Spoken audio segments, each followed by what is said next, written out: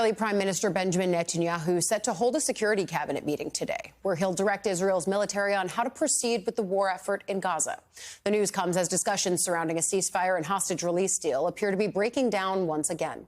Middle East envoy Steve Witkoff told hostage families in Tel Aviv on Saturday that President Trump is pushing for a comprehensive deal to bring the remaining hostages home and that there will be no more piecemeal deals. Officials from the Prime Minister's office said last night that Israeli Prime Minister Netanyahu will push to occupy the whole of the Gaza Strip, including areas where hostages may be held.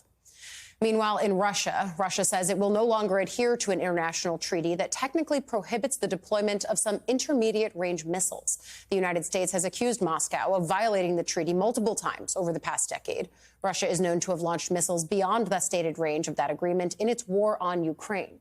The U.S. pulled out of the treaty in 2019, citing Russia's continued violations dating back to 2014 and the need to counter China's buildup of arms in the Pacific.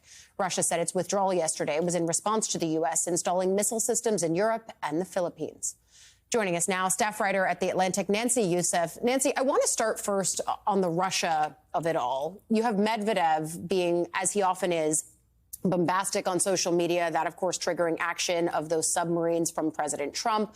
Can you talk a little bit about how he is factoring into this and the larger idea that this crisis between Russia and Ukraine is very much at a stalemate in terms of Trump's attempts to jumpstart any kind of ceasefire talks? Well, you're right that he's sort of used as by Putin as a way to sort of be the messenger and the sort of a trigger of feelings from Putin. And so we saw that happen with this tweet, which triggers something from the United States that was really quite unprecedented. The announcement by the president of the deployment of subs. You know, the United States doesn't even usually talk about a sub deployment, let alone deploy them because of a tweet, which was quite unconventional. But you're right, this comes at a time when not only there's a stalemate, but we've seen that the president of the United States has really struggled to have leverage over Putin in terms of changing the course of action. So often we've seen the president set timelines and deadlines for when he needs to see action. Every time Russia has passed through them. And I think it really signals above all else that President Trump is running out of patience and Putin is signaling he has the time. He has the time and, frankly, wants the time. A lot of this has been long seen as him biding his time in the effort to try to regroup before going in again to Ukraine. Of course, that Friday deadline that the president has set for negotiations, or at least a new phase of them with Russia, comes on Friday, and we'll be watching that closely. But it comes simultaneously as you've got the special envoy, Steve Witkoff, in the Middle East, trying to, again, jumpstart those negotiations. What's standing out to you here about the way that Netanyahu is talking about potentially continuing on and redoubling his efforts in Gaza amid this larger outcry about the humanitarian situation on the ground? Another conflict in the world where the president has set multiple deadlines to only have them not necessarily honored.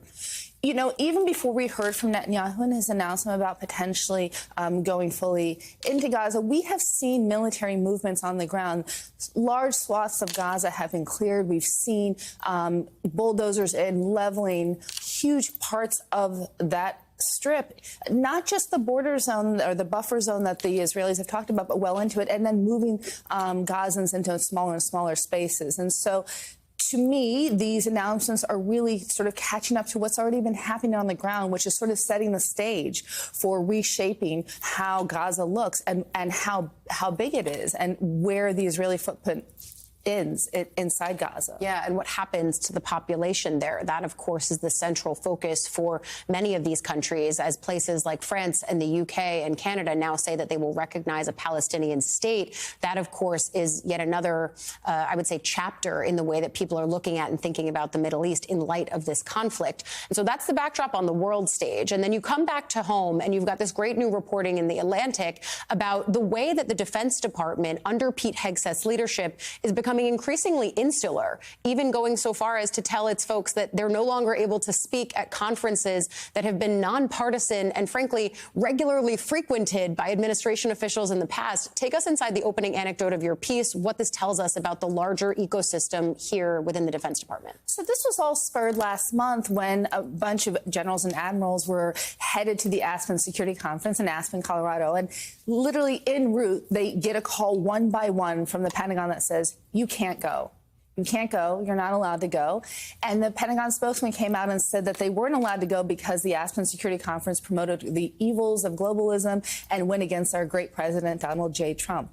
That then subsequently led to an overall ban in which military officials aren't allowed to go to any conference, any event, without getting prior approval. Which maybe people would say, who cares? But why does that matter? Right. And that, if you take it one step further, they might say, well, shouldn't they get approval? And they have in the past. I think the difference this time is a couple things. One, there's a partisan nature to it, that some things will be approved if it's seen as in line with the administration's thinking. But more importantly, when you have military officials unable to engage with thought, outside thought, differing thought, it potentially affects what happens on the battlefield. We all are in positions and jobs where we sometimes need to hear perspectives. We sometimes need to be challenged. And that has been a tradition that the military has celebrated for decades, particularly in the post-Iraq era. You know, one of the most interesting things that came out of the piece was hearing from readers who had engaged in conferences with the military and what they learned from the military and what they felt that they could then teach the military because of the different perspectives that each brought to the conversation. Yeah, and I think that dialogue is such an important part of small d democracy, an interesting lens that you put over it for the way the Pentagon is now pulling back on that under Hegseth's leadership. Nancy Youssef, as always, helping us understand the world and here at home. Thank you.